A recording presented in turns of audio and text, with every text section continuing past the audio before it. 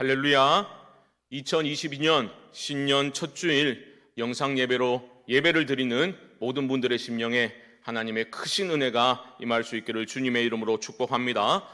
코로나 상황 때문에 오늘 예배와 다음 주일 예배까지 비대면 영상 예배로 드리게 되었습니다.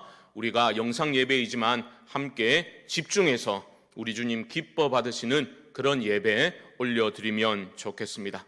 오늘은 하박국 강의 마지막 시간입니다. 설교 제목을 주 여호와는 나의 힘이시라 이렇게 정해 보았습니다. 이것은 오늘 본문에, 그러니까 하박국서의 마지막 절에 나오는 하박국의 찬양을 그대로 옮긴 것입니다. 이것은 놀라운 변화가 아닐 수 없습니다. 왜냐하면 하박국서는 처음 시작할 때 하나님을 향한 선지자의 따져 묻는 항변성 질문으로 시작했기 때문입니다. 1장 2절에서는 여호와여 어느 때까지니까 라고 외쳤지요. 그리고 3절에서는 어찌하여 라고 하나님께 이해할 수 없다고 이게 뭡니까 라고 따져 물음으로써 그 책이 시작되었습니다. 그런데 오늘 본문에서 어떻게 마무리가 되고 있습니까? 선지자는 하나님을 찬양하면서 마무리를 하고 있습니다. 3장 19절 마지막 절은 이런 힘찬 찬양으로 시작하고 있지요. 주 여호와는 나의 힘이시라. 여러분, 이 얼마나 놀라운 변화입니까? 아이고 힘들어도 말이라도 그래 해야지, 그게 아닙니다. 선지자의 강력한 확신을 우리가 느낄 수 있지요. 하나님을 향한 믿음이 드러나는 그러한 찬양이라고 볼 수 있겠습니다. 선지자는 처음에는 원망했습니다. 전율하였습니다. 도저히 받아들일 수 없는 그 하나님의 심판의 방법과 뜻을 전해 듣고서 그는 전율하였습니다. 그런데 이제 3장에서 하박국은 이렇게 힘차게 찬양을 올려드리고 있습니다. 여러분, 오해하시면 안 돼요. 상황이 개선되어서, 상황이 역전되어서 좋은 쪽으로 변화가 되어서 선지자가 힘차게 찬양하고 있는 것이 아닙니다. 상황은 여전합니다. 유다보다 더 악한 이방 바벨론이 유다를 침공해서 유다는 멸망당하게 될 것입니다. 하지만 처음에는 이게 뭡니까? 라고 이 소식을 듣고 따져 물었던 하박국은 이제 더 이상 그렇게 묻지 않습니다. 우리는 그의 변화를 지켜보았지요. 이게 하나님의 뜻이라면 주의 일을 수년 내에 부흥케 하여 주옵소서. 그는 기도하였던 것입니다. 주의 뜻이 이루어지도록 그는 기도하며 기다렸습니다. 이것이 바로 사랑하는 자들에게 주시는 하나님의 은혜입니다. 하나님의 인도하심입니다. 우리 편에 살 일은 무엇이냐? 이러한 절망적인 상황 속에서도 하나님을 바라보고 신뢰하는 믿음을 갖는 것입니다. 오직 의인은 그의 믿음으로 말미암아 살리라. 이 말씀 기억하시지요? 하나님의 약속을 붙드는 겁니다. 하나님의 선하심을 신뢰하면서 하나님을 향해 서서 버티는 에무나의 믿음이 우리를 살게 하는 것입니다. 이해할 수 없는 그런 절망적인 상황과 고난을 당하게 될 때에 우리는 하박국 선지자처럼 하나님 앞에 서서 버텨야 합니다. 머물고 그 상황을 끌어안고 씨름할 수 있어야 합니다. 요나처럼 도망치면 안 되는 거예요. 그리고 그 하나님의 뜻을 내가 이해할 수 있고 내가 받아들일 수 있는 그런 내용으로 축소하거나 편집하려고 해서도 안 됩니다. 그대로 받아야 되는 겁니다. 전율하면서도 그 뜻이, 하나님의 뜻이 나의 뜻이 아니라 주의 뜻이 이루어지기를 기도하며 또 그렇게 믿음을 달라고 우리는 기도할 수 있어야 하는 것입니다. 하박국은 그렇게 하나님을 바라보며 기도하며 기다렸습니다. 그런 하박국을 하나님은 귀하게 보시고 그의 눈높이에 맞추어 주시면서 대화를 이어 나가셨습니다. 그가 질문하면 하나님은 답변해 주셨습니다. 어떤 말씀을 주셨습니까? 너는 말씀을 새기라 음성을 들려주신 겁니다. 중요합니다, 여러분. 하나님의 말씀이 임재한 것입니다. 이게 하나님의 임재 경험입니다. 무슨 연구를 열심히 해가지고 하나님의 뜻을 깨달아 알게 되는 게 아니라는 겁니다. 하나님이 보여주셔야 볼 수 있고 성령께서 깨닫게 해주실 때 우리는 깨달을 수 있는 겁니다. 하나님의 임재를 경험하게 될 때 우리의 좁은 인식의 틀이 깨어지게 되고 하나님의 크심과 그분의 뜻과 생각과 길이, 그 길만이 온전하다라는 것을 우리는 깨닫게 되는 것입니다. 우리도 비슷합니다. 우리는 언제 시험에 들게 됩니까? 하나님의 뜻이 이해되지 않을 때, 그렇죠. 하나님이 하신 일들이 부당하고 불합리하다고 느껴질 때 우리는 시험에 들게 됩니다. 예를 들어서 나는 그래도 신앙생활 좀 한다고 하는데 교회도 제대로 오지도 않는 저런 나일론 신자는 왜 저렇게 잘 나가는 겁니까? 그런 시험거리가 될 수도 있죠.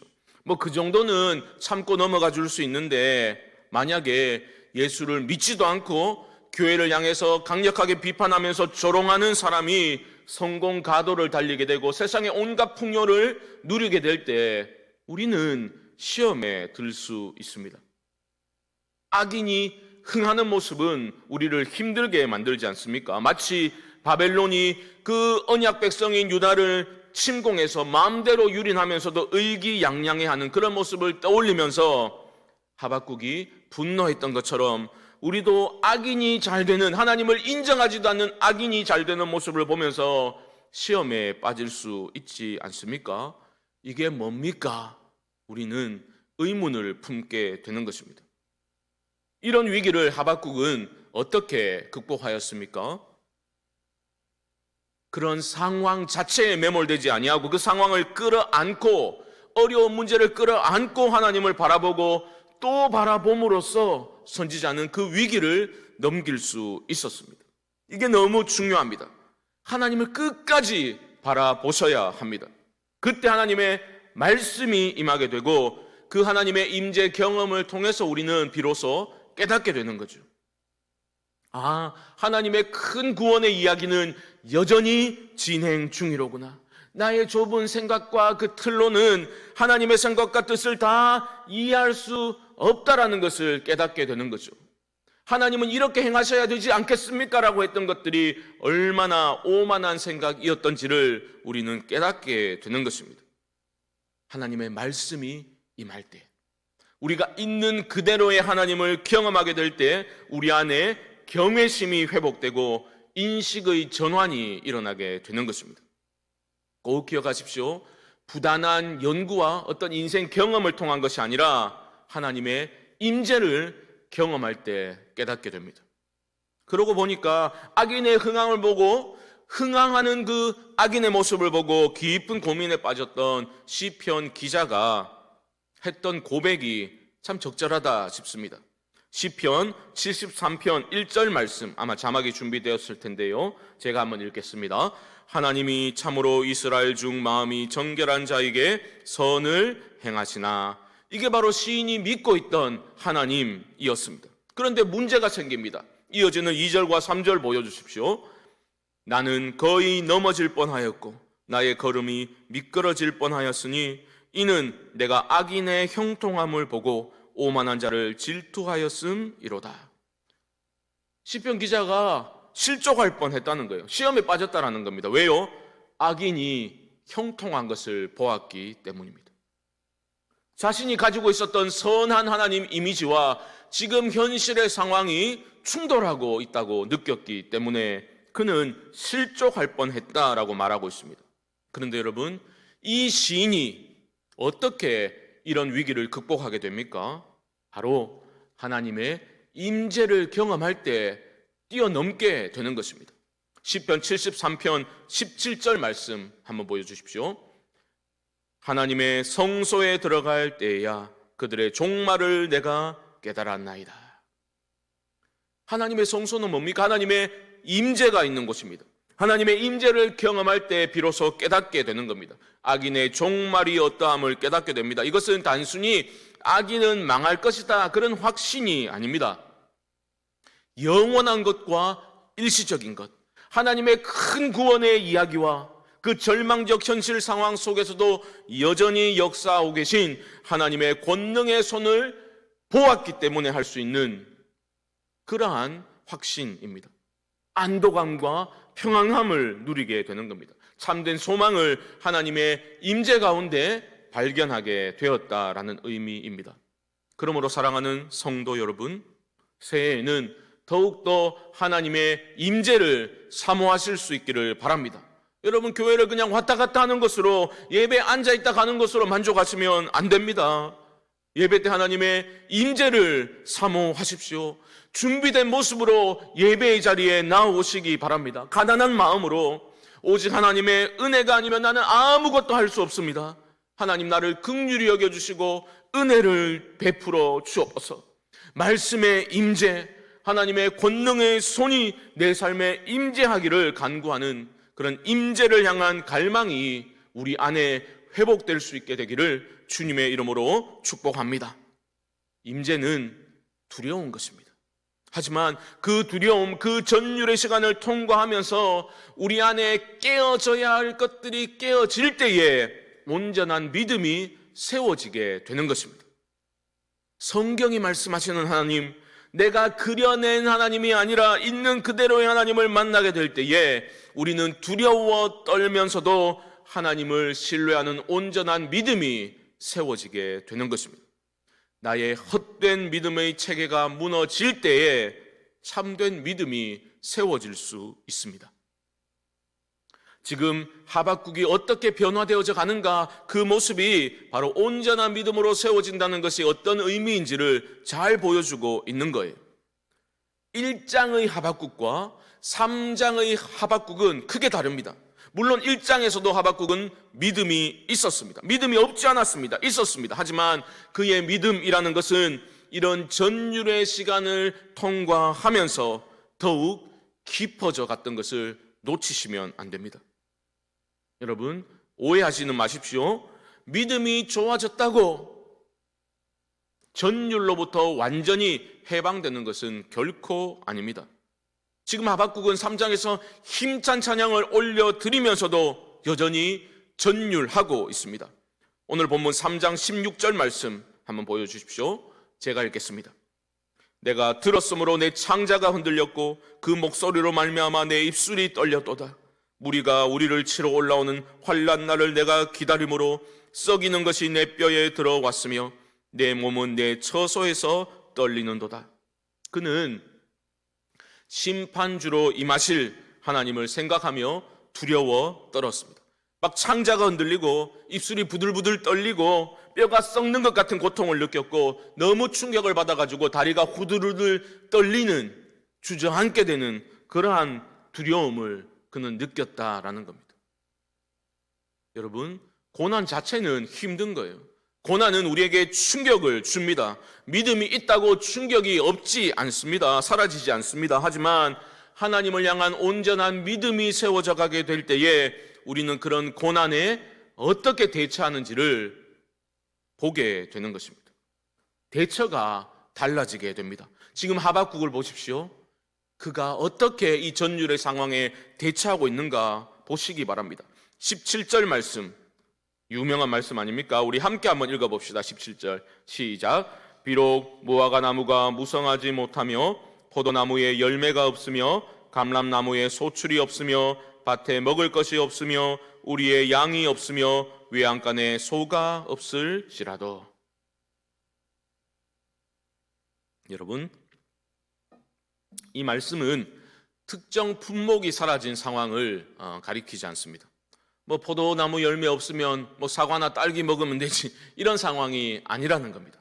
이것은 생존의 기반 자체가 무너졌음을, 그런 상황을 묘사하고 있는 겁니다. 쌀 없으면 라면이나 빵을 먹지, 이게 아니라는 겁니다.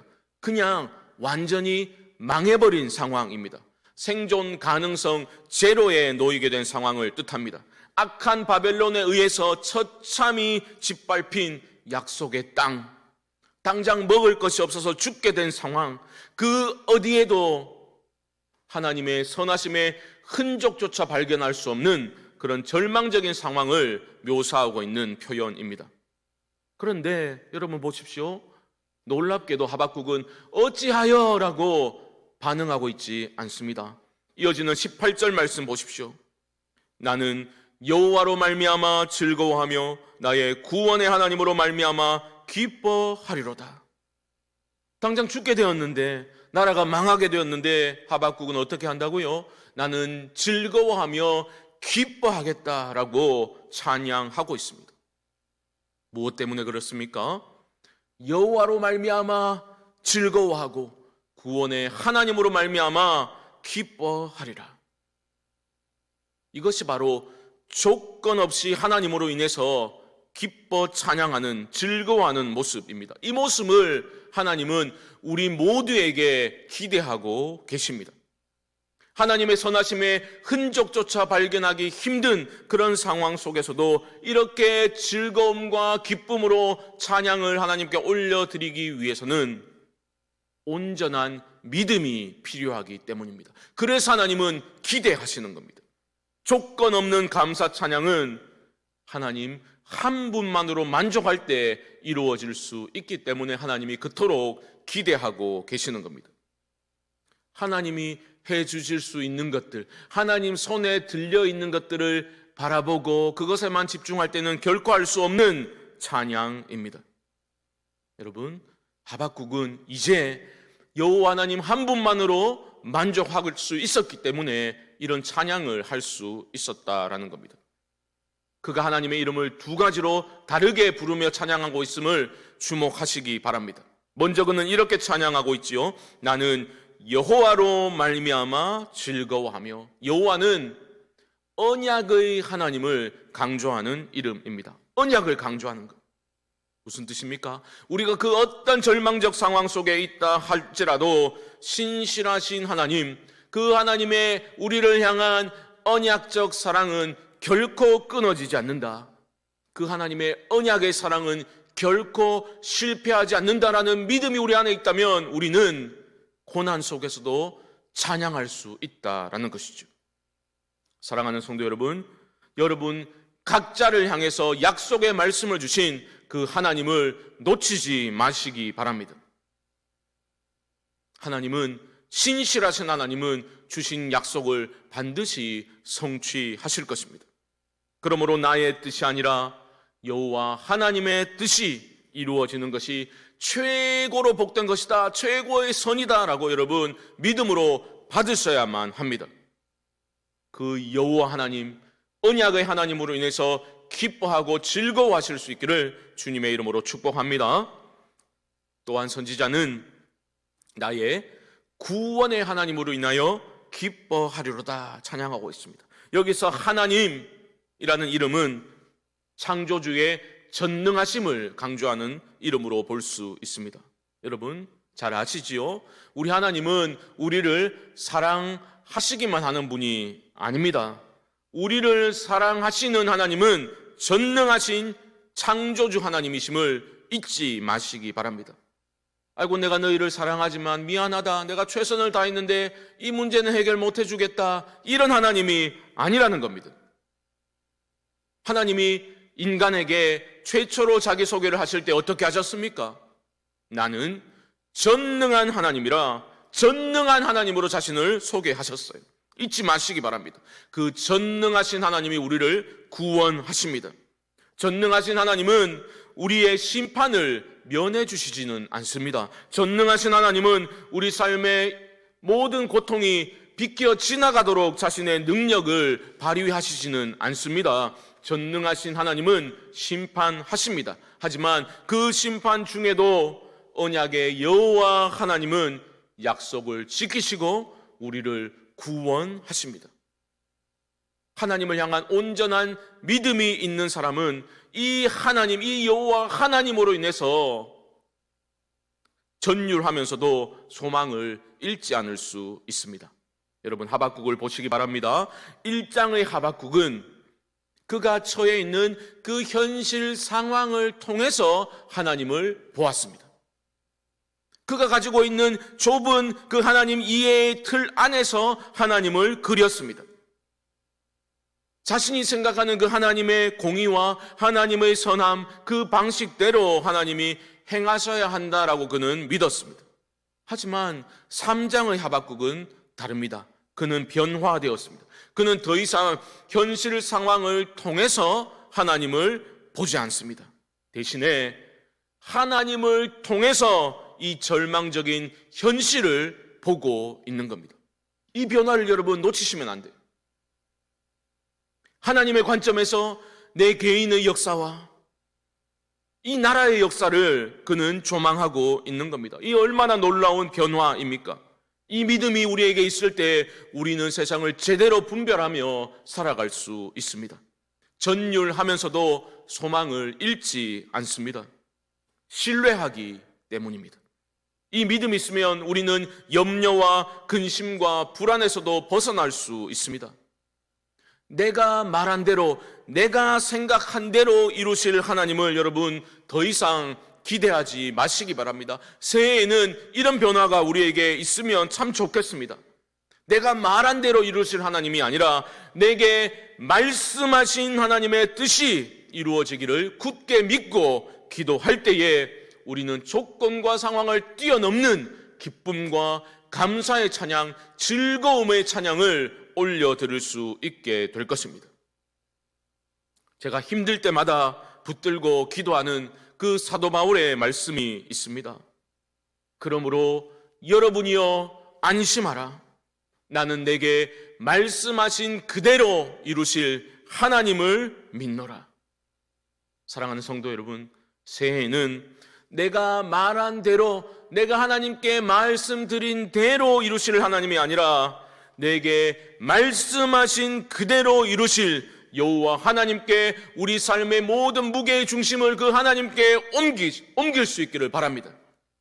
현실 상황을 통해서 하나님을 바라보는 것이 아니라 하나님의 관점에서 이 현실 상황을 볼 수 있는 믿음의 눈이 활짝 열려지기를 주님의 이름으로 축복합니다. 이런 믿음의 눈이 활짝 열리게 되면 말 그대로 하나님의 능력이